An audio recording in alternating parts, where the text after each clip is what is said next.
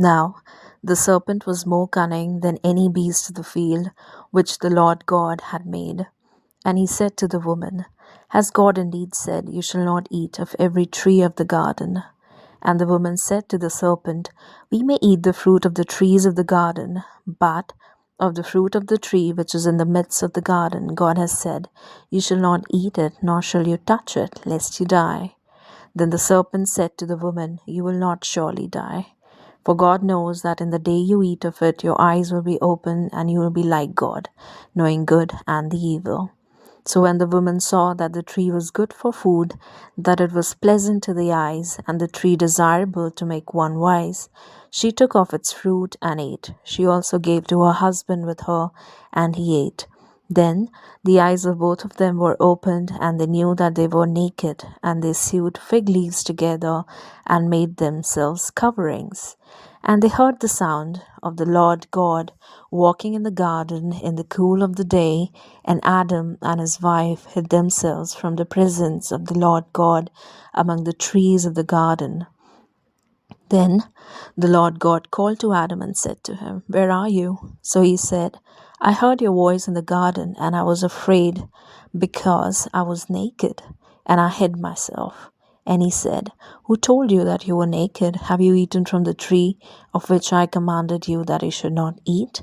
Then the man said, The woman whom you gave to be with me, she gave me of the tree, and I ate. And the Lord God said to the woman, What is this you have done?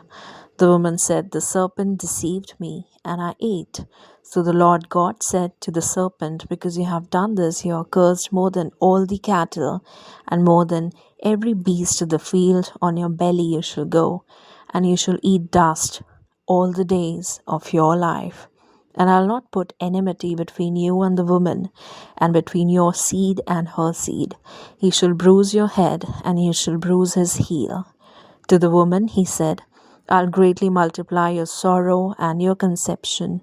In pain you shall bring forth children. Your desire shall be for your husband, and he shall rule over you. Then to Adam he said, Because you have heeded the voice of your wife, and have eaten from the tree of which I commanded you, saying, You shall not eat of it. Cursed is the ground for your sake. In toil you shall eat of it all the days of your life. Both thorns and thistles it shall bring forth for you, and you shall eat the herb of the field. In the sweat of your face you shall eat bread till you return to the ground, for out of it you were taken. For dust you are, and to the dust you shall return. And Adam called his wife's name Eve, because she was the mother of all living.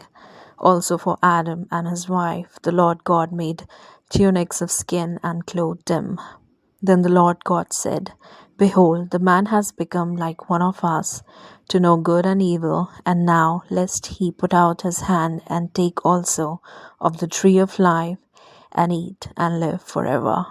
Therefore the Lord God sent him out of the Garden of Eden to till the ground from which he was taken. So he drove out the man, and he placed cherubim at the east of the Garden of Eden, and a flaming sword which turned every way to guard the way to the tree of life.